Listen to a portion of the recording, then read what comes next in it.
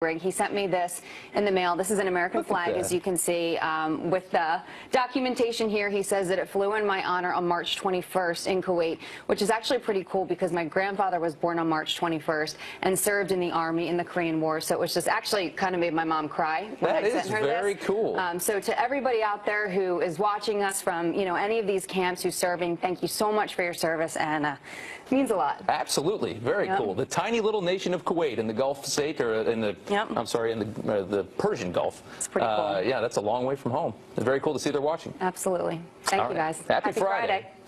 Jinx. Jinx. We'll see you later.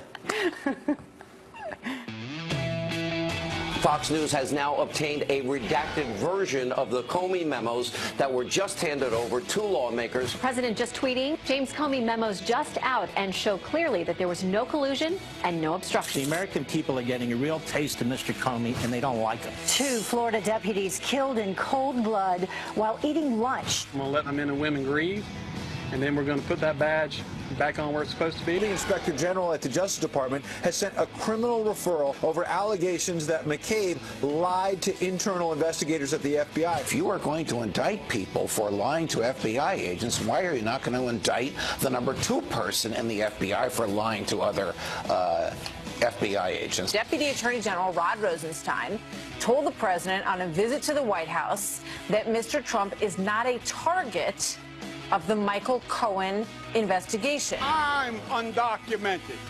You want to deport an undocumented person? Start with me.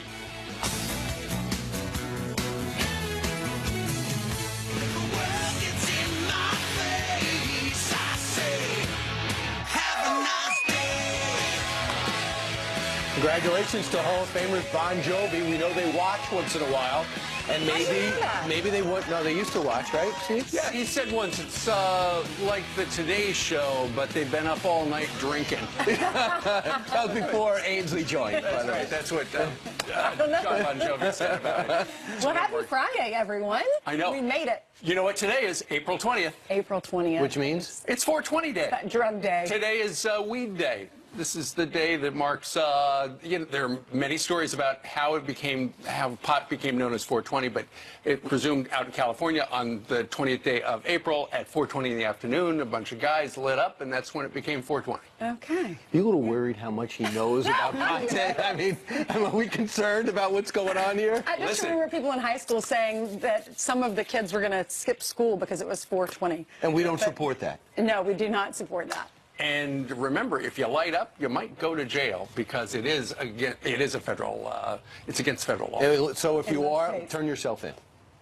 Oh, you're a regular Mitt Romney. Just self-deport yourself. Yes. Anyway, thank you very much for joining us. And we start with a Fox News alert, 6 o'clock here in New York City. No collusion, no obstruction of justice. The president sounding off in a newly released classified memos from his 2017 meetings with fired FBI Director James Comey, which we've gotten a look at. So what do these redacted documents tell all of us? Griff Jenkins is live in Washington. We'll see what they tell Griff. Hey, Griff. Good morning, guys. Well, it tells us that James Comey was quite the note-taker. 15 pages of 7 memos. And the president wasted no time taking to Twitter, saying the memos just out clearly showed there was no collusion and no obstruction. Also, he leaked classified information. Wow. Will the witch hunt continue? Among the new details, Comey writes about a conversation he had with the president where he says the president wanted to get it out that he wasn't being investigated and supported investigating any wrongdoing. Comey writing, he said that if there was some satellite, note, I took this to mean some associate of his or his campaign that did something, it would be good to find out, but that he hadn't done anything, and hoped I would find a way to get out that we weren't investigating him. Now, the chairman of the House's Oversight, Judiciary, and Intelligence Committees, who requested these memos, issued a joint statement saying, quote, these memos show the president made clear he wanted allegations of collusion, coordination, and conspiracy between his campaign and Russia fully investigated. But House Minority Leader Nancy Pelosi, she disagreed, tweeting, the release of the memos are further proof of the president's contempt for the rule of law. Other details, guys, Comey addresses the issue of loyalty to the president and, of course, leaking. Guys? All right. Thank you, Griff. Thanks, Griff. A lot of this stuff we've heard details about, but nonetheless, now that we've finally seen them, it's interesting because, remember, Mr. Comey said that he leaked these memos to a friend, to leak to the newspapers, to start this special counsel. But when you look at the memos that have been released, do they show collusion? Do they show obstruction of justice? No, and no. It was fascinating to see down there in black and white, in Comey's words, the president saying, listen, if someone did something, one of my satellites, go pursue that. And why? He just wanted to let everybody know that he's not under investigation. And he also believes the fact that he was played into the fact that originally the House didn't pass the repeal of Obamacare because he looked like a weakened executive. Also something to point out, he was worried about Andy McCabe's loyalty. He said, I was pretty tough on him during the campaign. I talked about his wife and the donation she got. He said, don't worry about it. Right. When it comes to the FBI, we check our biases at the door. Not true. Maybe he thought it was true, but it turned out not to be true. Yeah. Well, when you read these, it's pretty easy to read. You can find them online, and it doesn't take you very long. That's right. 4 of them were classified and partly redacted. It's just 15 pages, but there were 3 meetings that he took notes. 1 was at Trump Tower, 2 were at the White House. He took notes with his meeting with Reince Priebus and 3 phone calls with the president. Now, what I got from it, the president never spent the night there in Russia, because you know about that dirty dossier. Well, just to frame that out, he said, hey, by the way, I've been thinking about what you told me in the Trump Tower. He said, I didn't even spend the night there. I could just shower and put my tux on. Right. The first memo you read about him Comey going to Trump Tower and telling the president about the dirty dossier.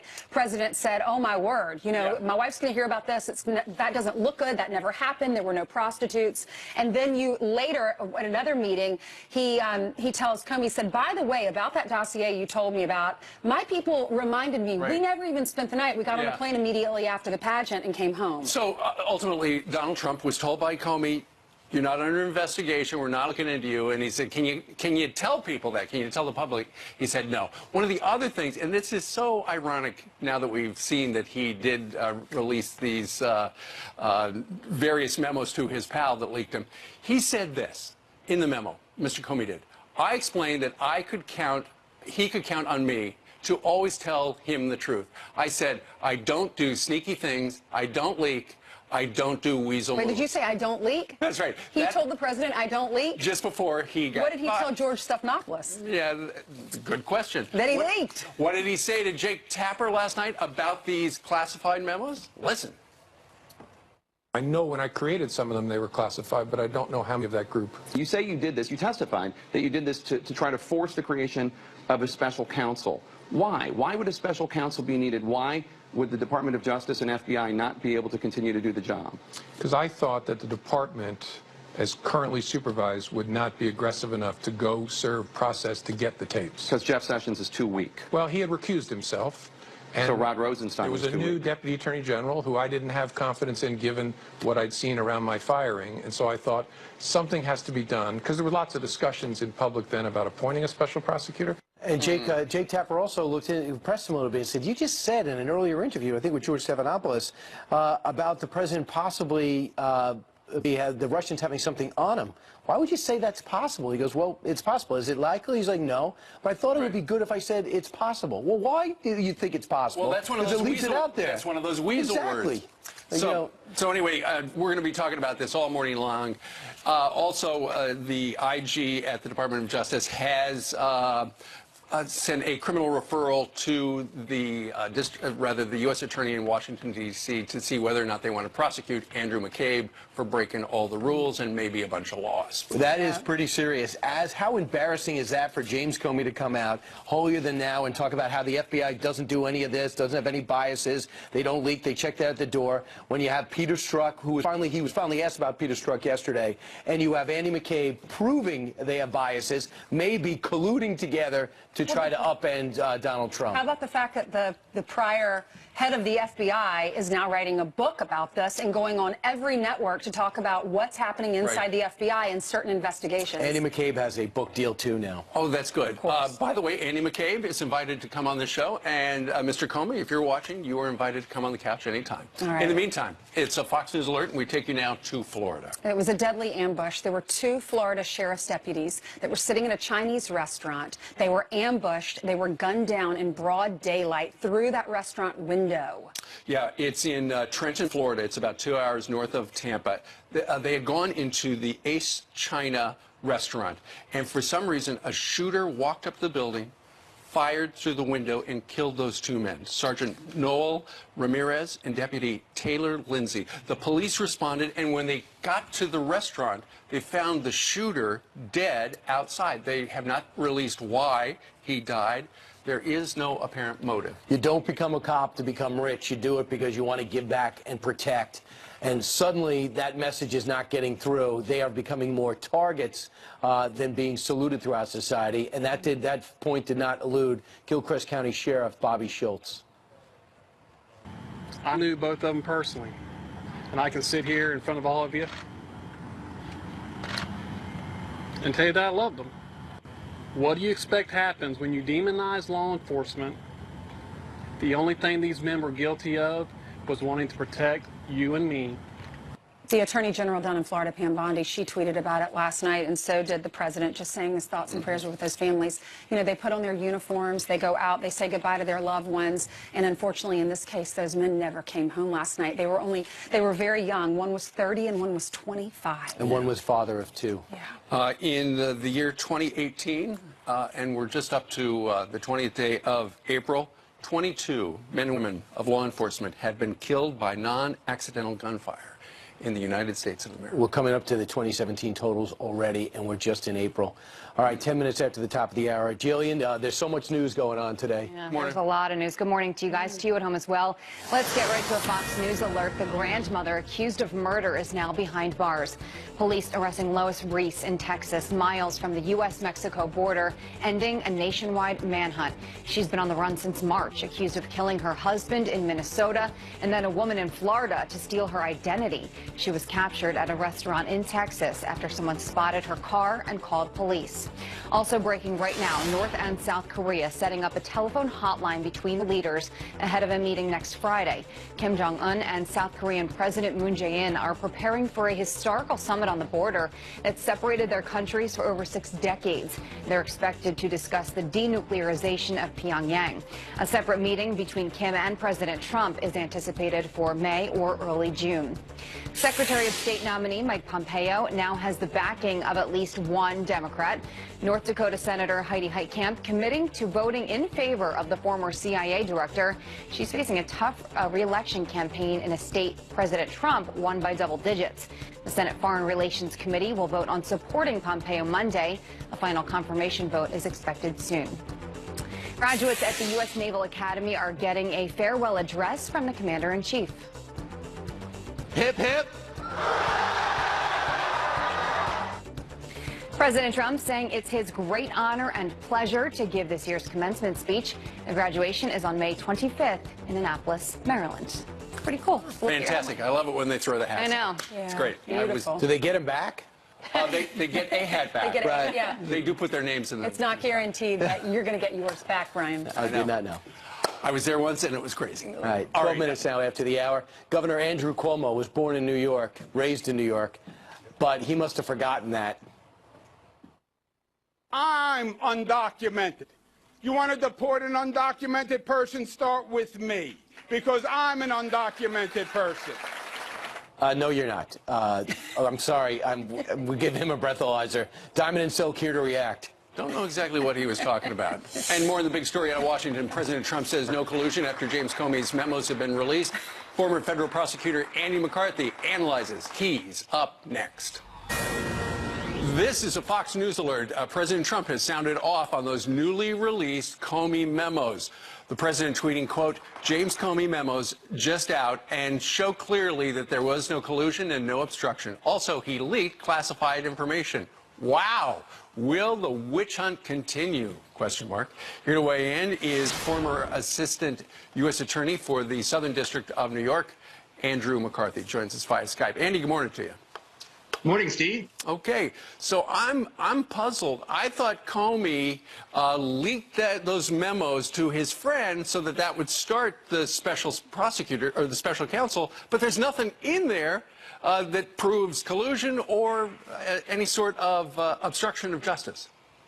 Yeah, you know, Steve, I think I can understand the president having this visceral need to react, but I actually think he's making a strategic mistake hitting Comey for, being dishonest and lying, because these memos are actually his best defense against the charges that have been made up until now, because they really do show that he had no problem with the Russia investigation proceeding. What he wanted was it to be clear that he was not a suspect and hadn't done anything worthy of being a suspect. So I think if he just lets these things sing for himself, he'll be fine. Because according to the memos, Mr. Comey was told by Mr. Trump, hey, can you tell people that I'm not the subject of the investigation? And he goes, really can't do that. And Trump obviously was frustrated.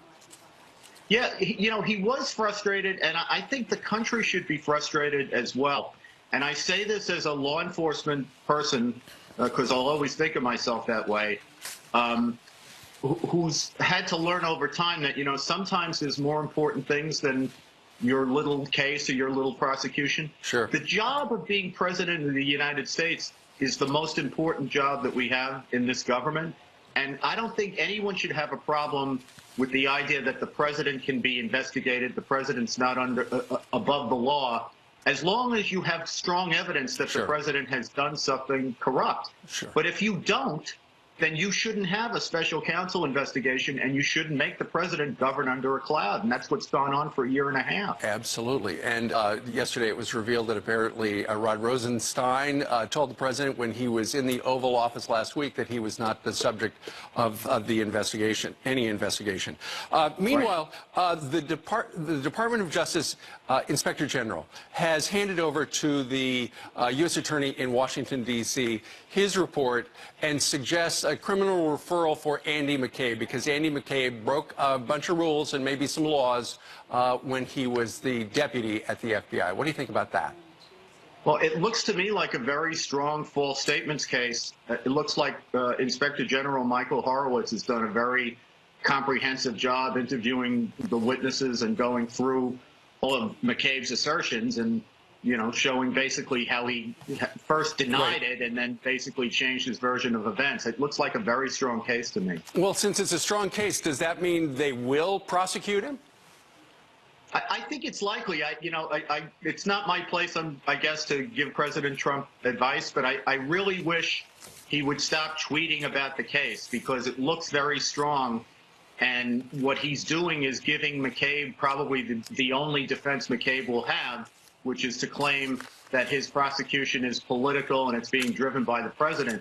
When you read the Inspector General report, it shows very clearly that he was dishonest. I mean, in fact, at one point, he leaks this information himself to the Wall Street Journal. I know. And then calls up the heads of the FBI in Washington and New York to complain, to give them a hard time about the leak that he caused. I know it. Andy, you can't make it up. Thank you very much for joining us. Right back. Thanks.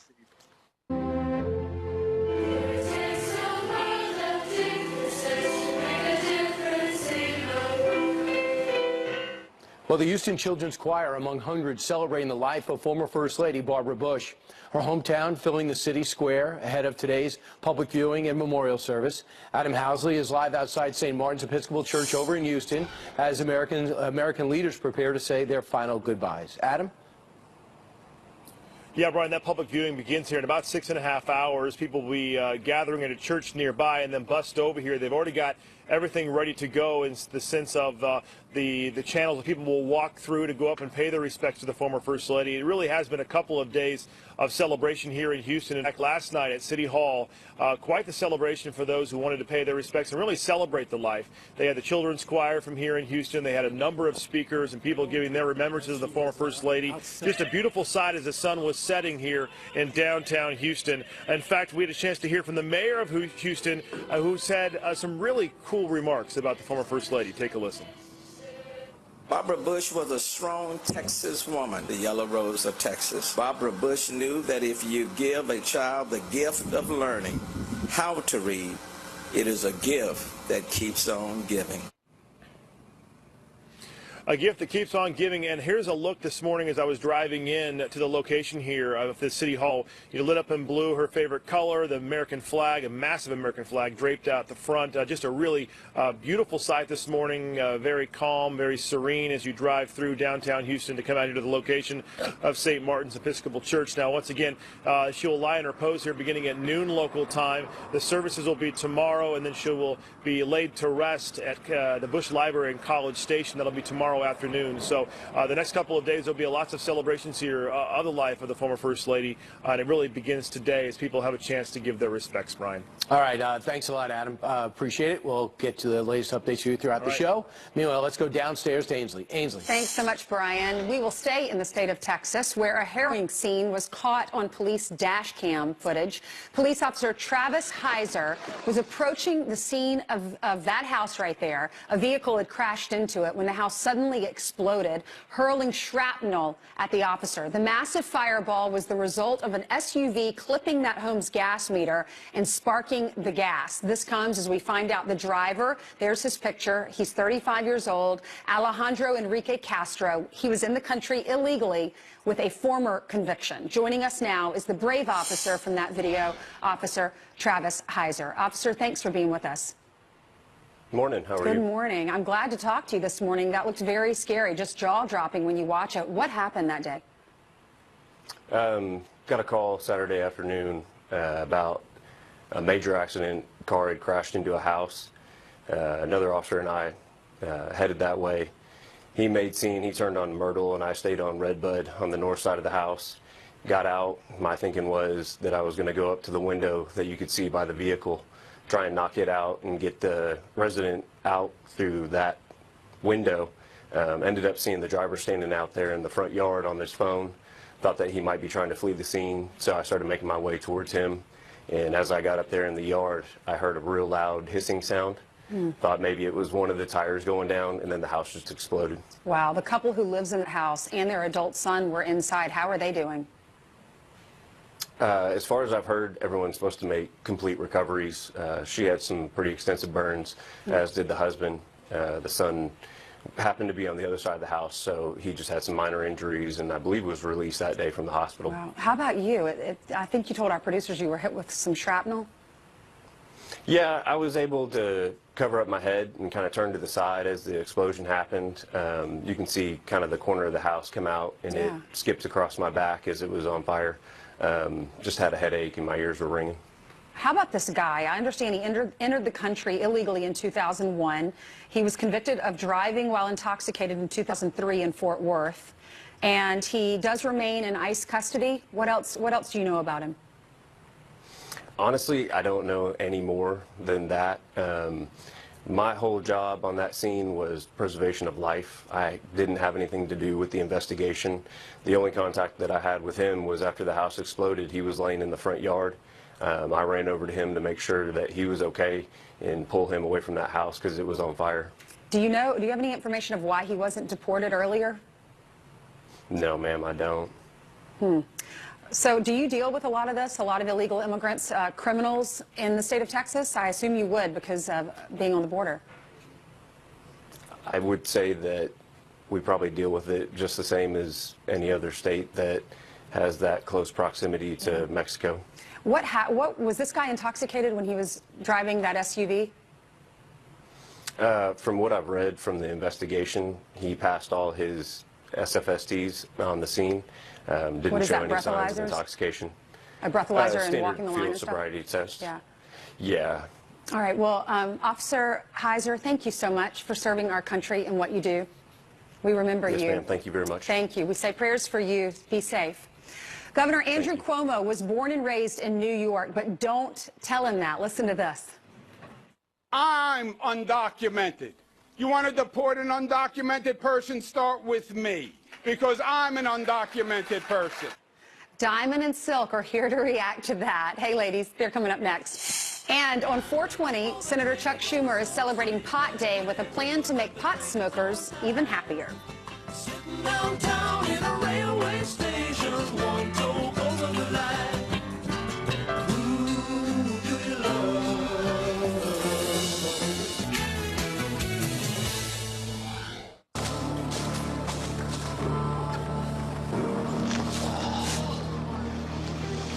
Hill's Light Division has performed admirably. McClellan will not be pursuing us any further. Our invasion into the north has been a failure. My failure. No, General. If we have failed in Maryland, it's only because God intends our victory to come at another time. And this week they focus on Stonewall Jackson as Legends and Lies continues. A fascinating look inside the major players in the Civil War, what they were really like, what they were up against, and of course what turned the war around. Stonewall Jackson, extremely religious man. And he believed, yeah, extremely religious man, and you'll see that side of him. And a lot of people think the war could have come out differently if he had lived. Wow. But he was taken out in a battle. This is the 5th episode. How many are there total? There is 9. Okay. It's a great series. Brian is the host of it. It airs Sunday at 8 p.m. and then it repeats at 11 p.m. Right. I play myself in the series, so you'll recognize me easily. You don't have a Southern accent? I don't put on a Southern accent. They asked me to. I said I'm not able to. Have you met all of those Kilmeade players? I actually went through the casting. And I did, and it was enjoyable. All right, let's bring in these two ladies. Congratulations, Brian. You're doing a great job. Diamond and Silk, they join us now. Social media stars and Trump supporters. Good morning, ladies. Happy Friday. Good morning. Good morning. We want to talk about Andrew Cuomo. We've played the sound bites for our audience. And in case people are just waking up, this is Governor of New York, Andrew Cuomo. He is running again against Cynthia Nixon, a lady from Sex and the City. This is what he said here in New York. I'm undocumented.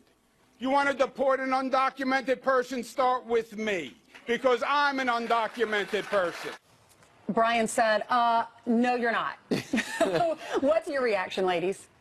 Well, if he is undocumented, maybe ICE should go pay him a visit and maybe go ahead on and deport him. Gladly. You know, the fact that he lied and he tried to use this here to incite some kind of rage or outrage is just unreal to us. Listen, when you come in this country, you must be legal. That's right. And if he really cared about illegal aliens, he will tell them that instead of continuing with this rhetoric that they're supposed to be here if they're not legal. When you come in here, you must be legal is what needs to happen. It's a farcical analogy. It doesn't even make any sense. It's a man who's getting actually challenged by Cynthia Nixon, who's on that HBO series. Sex and the City. Sex and the City. Just said that. Yeah, and it's very interesting. She's picked up 16 points over the last 2 weeks. I wonder if he feels a threat. He probably do. Yes. He feels threatened, so he's pulling out all the cards, and they always use that race card. Illegal aliens. That's not about race. People coming into our country legally. That's not about race. That's about following the law. That's right. What that's about. And keep in mind that sanctuaries are for birds. Catch and release are for fish. When you come to this country, come here the right way. I never heard that before. Hey, the irony is, it sounds like he wants to be president of the United States, but one of the requirements of running for president, you got to be 35 and you have to have been born in the United States. So if he were to actually run for president, his opponent would just have to run that. And it's like, which Andrew Cuomo are we winding up with? And he calls himself a WAP in this whole thing, meaning it's an acronym without papers, as if he wants to harken back to what he struggled through. He struggled through his dad being governor. Good luck with that. Turbulence. Wow. Interesting. You know, I just wish people will understand, wake up and understand that when you come into this country, do it the right way, and these officials need to tell people that.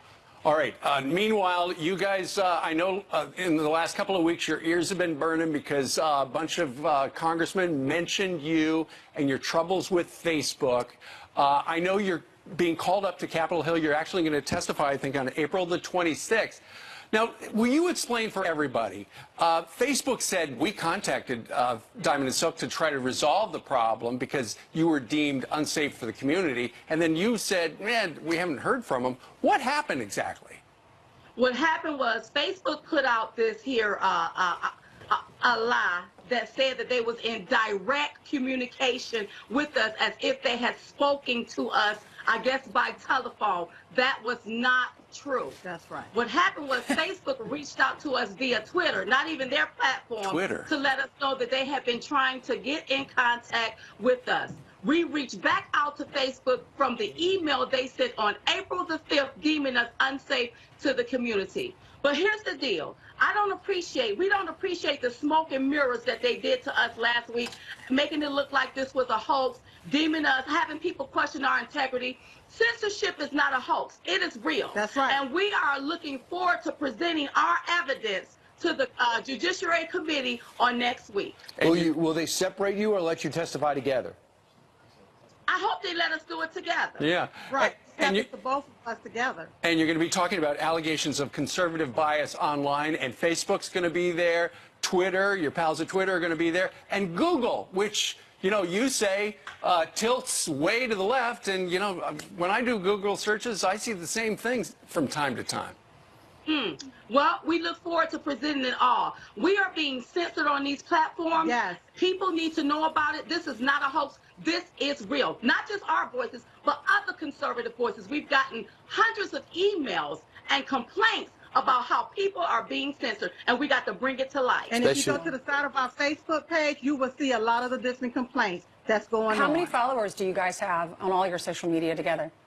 Oh my goodness, I don't know. I know we got 1.6 million on Facebook, 600,000 on Twitter. Over 2 million. Okay.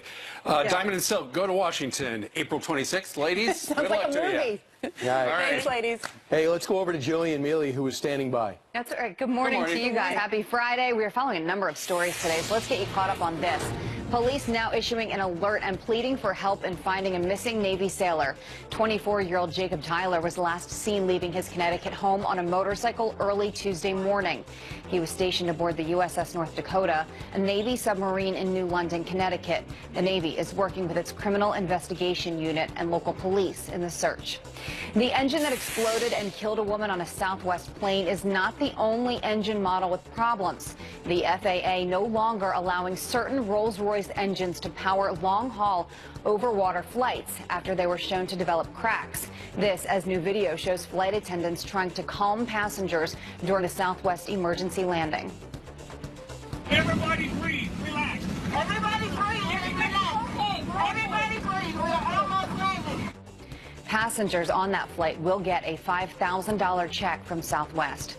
Senate Minority Leader Chuck Schumer now pushing to decriminalize marijuana nationwide. I've seen too many people's lives ruined because they had small amounts of marijuana and served time in jail much too long. The New York Democrat planning to introduce a bill today, 420, a day long celebrated by pot smokers. Just last week, President Trump vowed to let states decide their own marijuana laws. That's a look at your headlines. I will send it back to you. All right. Thank you very much. Thank you. Meanwhile, let's go on over to Janice Dean, the weather machine. Happy Friday. Thank you. Yeah, Friday dance party. I can dance without music. Let's take a look at the current temperatures. 37 in New York, 37 in Chicago. Freeze advisories. We need to dance to keep warm across the Ohio Valley and the Mid-Atlantic. Yeah, it's cold. Record cold in a lot of these places. Past 24 hours, we still have a little bit of snow flurry activity across the northern New England region. Our next system moves across the southwest and western Texas, bringing some relief to the drought and the wildfire situation. We could see some higher elevation snow and the potential for large hail damaging winds, isolated tornadoes this week. There's your forecast today. Not too bad, aside from the storm across the southwest. We'll get rid of the storm across New England. 54 here in New York City, 68 in Atlanta, 87 in Miami, everybody. Very nice. Let's go there. Not a bad idea. Janice, it was snowing at my house this morning when I went out. No way. It was snowing. Not kidding. Snowing. All right, yeah. Are you going to reveal the name of the person who yelled at you because the weather's bad? Nope. That would be everybody. I have revealed the name to you guys during commercial breaks, but I will not do that to America. Did you see that person yesterday, and did they know?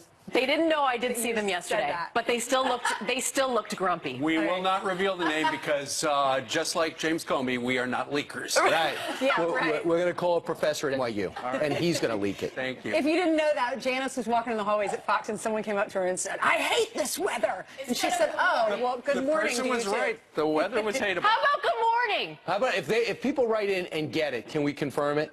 No. No. No, that would. My lips are sealed. All right, JD, thank you. It was Brian. Meanwhile, finally, one Democrat in the Senate backing Mike Pompeo for Secretary of State, but Are the rest of the Democrats playing politics with our national security and jeopardizing talks with North Korea? We're going to talk about that. And Geraldo Rivera is here. He went to law school. Tommy Lahren didn't, but could have. Newt Gingrich will be here. He's got opinions. For the first time in over 100 years, a Secretary of State nominee could get an unfavorable vote in the Foreign Relations Committee. And it's a guy that's eminently qualified, few deny, Mike Pompeo. First in his class at West Point, top of his class in Ivy League education. Here to discuss what he's up against as his vote comes up Monday, national security analyst and senior fellow at the Hudson Institute, Rebecca Heinrichs. Rebecca, I find this embarrassing. Do you? Oh, it's embarrassing. It's shameful. Two of those Democrats on the Foreign Relations Committee, Shaheen and Kaine, voted favorably for Pompeo to be director of the CIA. That was good enough for them, and now they're going to vote against him to be Secretary of State in the middle of this high-stakes diplomatic initiative that the president is leading with North Korea to try to denuclearize the North Korea. I mean, it is shameful, and it's amazing. This is the height of playing politics with national security. A lot of people say if you want to get him passed when it goes to the body, the Senate body, get a Democrat to come over, and one has. Heidi Heitkamp, she's in trouble as she tries to get 6 more years out of the people of North Dakota as a Democrat. Here's what she said. Pompeo demonstrated during his nomination process and during our meeting in March that he is committed to empowering the diplomats in state so they can do their jobs advancing America's interests. That is really the truth. I'm sure that John Kerry wasn't tops on Lindsey Graham's list, but he said he's worthy, as was Hillary Clinton, controversial, but worthy. So they were qualified. That's not the case here. And some, including some are pointing fingers at Rand Paul. Why? Well, Rand Paul is going to vote against him, but he's a civil libertarian. At least he's consistent. He's always opposed Pompeo. The problem I have are the Democrats who voted for him as director of CIA, who are now going to turn around and vote against him as Secretary of State. And it's not just Secretary of State right now. It's in the middle of this North Korea diplomatic initiative. Pompeo was just in North Korea speaking with Kim Jong-un. And, you know, he has the President of the United States' trust. This is what we need. His record is unassailable. I mean, not only should Pompeo become Secretary of State, he should do so overwhelmingly with bipartisan support. So it's a shame. I don't give Rand Paul a pass. He gets support from the Republican Party to represent the Republican Party out of Kentucky. The people of Kentucky by vote would probably go for Mike Pompeo. It's not about him. It's about the country. And that, to me, is selfish. But the president's optimistic he can, Mike Pompeo can win him over one-on-one. Thanks so much. Rebecca Heinrichs, I appreciate it. Thanks. All right, coming up next, Mark Levin is going to be here. He is fired up about the James Comey book tour that never ends. Plus, we're going to pay our final respects to Barbara Bush over the next 2 days. Rancho Campos Duffy says we can learn a lot from the Bushes, their extraordinary marriage, and what they did as parents. Thousands gathering in Houston tomorrow for the funeral of former First Lady Barbara Bush. They join former President George H.W. Bush as he celebrates a lifetime of love with his wife of 73 years. Joining us right now with a look at the legacy of George and Barbara Bush's storybook marriage, Fox News contributor Rachel Campos Duffy. Thanks for having me here this morning. Good morning. They really had, just like your family, they were a family dedicated to public service their whole lives. Right. And, you know, it's been interesting. All my friends, my sister, so many people have been texting me with, you know, sending me articles about their love story. And there really is a hunger, I think, in the country to hear about happy, joyful, long marriages. I think we need to hear it. It gives us hope that true love really exists and that happy marriages are possible. Their secrets? Yeah, exactly. There are secrets. But here's the thing that strikes me that you have, balance. So you have a career and balance, or you have this public life, but you have a family. So you can do both. That's what struck me about this. Yeah, you can do both. And Amy, when you talked about the secrets, I looked at the secrets of what I thought the Bush marriage was about. One is they had a great sense of humor.